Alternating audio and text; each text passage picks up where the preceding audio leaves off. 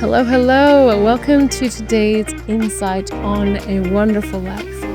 Today's episode is on the topic of availability. It struck me this afternoon as I went to the store, and the insight just hit me about availability and how this idea and this concept can really play a role in us enjoying our lives, in us not feeling like we need so much in our lives and expect things in our lives as well. How this can result in a more calm, more present, and I guess less constructive to our own well-being.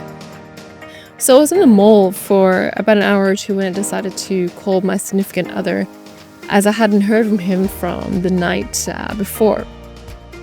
And I just wondered, because we had some unfinished messages, and I was waiting for him to message me back before I'd gone to sleep. And then all day today, I hadn't heard a single word, and so I gave him a call, and we eventually got on the phone and spoke together. And I was feeling rather upset that he hadn't let me know what was going on. And he apologized, and we made up, and it was all good. But it got me thinking about it afterward, how there are times when I expect or want someone to be available for me when things happen in my life. And that's normal human behavior and a basic human need. But an insight I got as I was driving home was that he could buy me things and send me flowers and get me material things. But I realized that none of that would ever amount to his presence and his availability. And that's what I really treasure in a relationship that I have. And I imagine that that is what we all treasure in all our relationships, is just someone that shows up. I'm sure you've heard in business and the entrepreneurial world too, that 85% of success, or 90%, whatever the figure is, but it's just about showing up. So I thought this a little bit more about availability and how the availability of ourselves to ourselves also makes such a big difference in us living a life with less expectations, with less reaction, with less wanting or needing. And that has really come down to us being available to ourselves when we need or want something. Right now, my life's pretty good. I'm living in Australia. I've got what I need. I have a loved ones. I've got my family around me. But I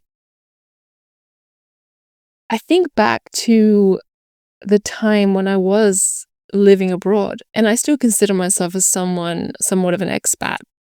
But for a very long time, I have been living and traveling to multiple different countries, starting a life, every year or every 6 months, every few years, basing myself in a town where I didn't know anyone. And so I always only had myself to rely on.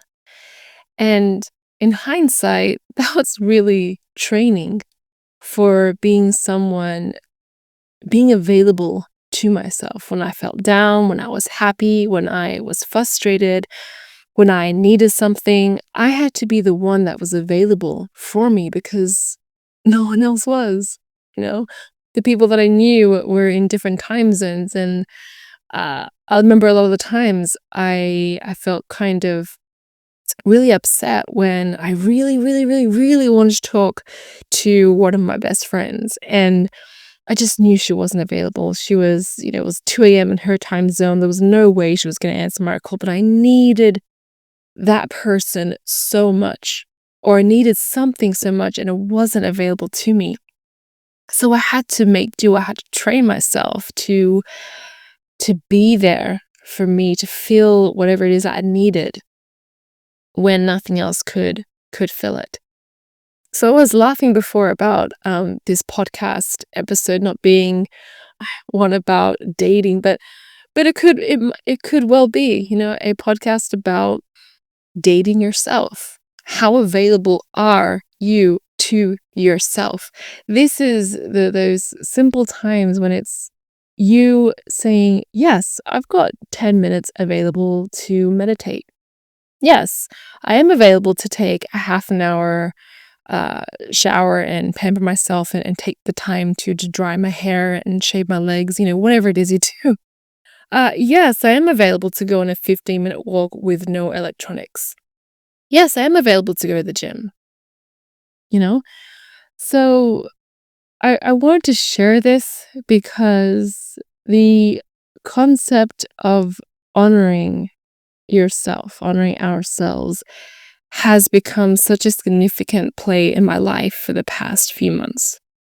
Especially as I started to explore this way of being with my coach, and when I was in Bali for the last month and just coming to Australia about a week ago.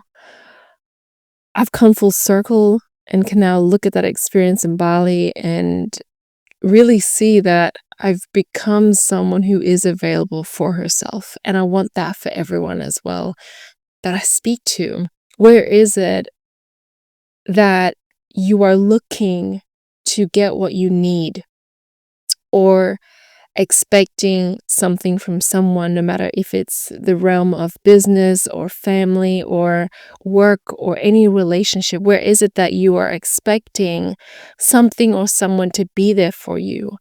And how can that be in correlation to how much you are not being there for yourself or being available to yourself?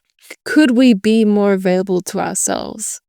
And can that be something that almost gets rid of a need for anything or anyone to be available for us?